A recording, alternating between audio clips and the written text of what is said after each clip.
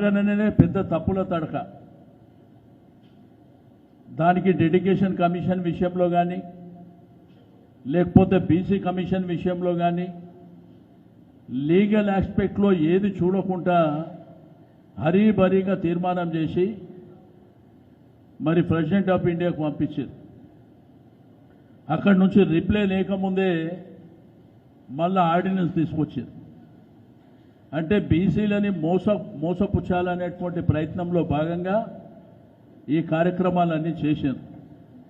President గారి దగ్గరికి తీర్మానం పోకముందే ఢిల్లీలో ధర్నా చేశారు.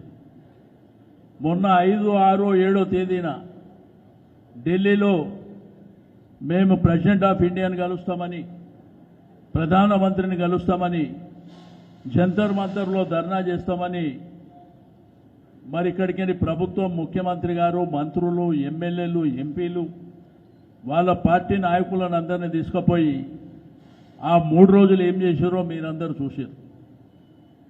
ఆ 3 రోజులు కూడా ప్రైమ్ మినిస్టర్ అపాయింట్మెంట్ అడగలే, ప్రెసిడెంట్ గారి అపాయింట్మెంట్ అడగలే.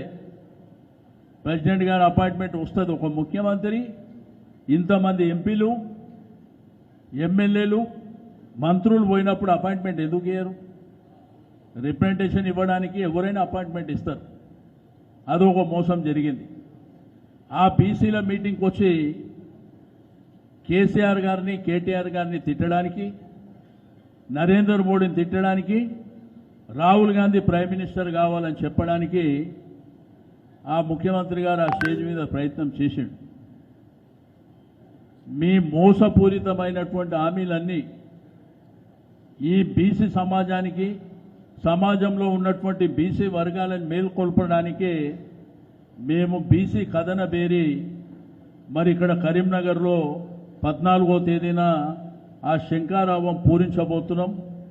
దానికి ముఖ్య అతిథిగా మా పార్టీ వర్కింగ్ ప్రెసిడెంట్ కేటీఆర్ గారిని మరి రావాల్సిందిగా చెప్పిన వెంటనే వారు కూడా ముఖ్య అతిథిగా ఆ కార్యక్రమానికి వస్తూ ఉన్నారు.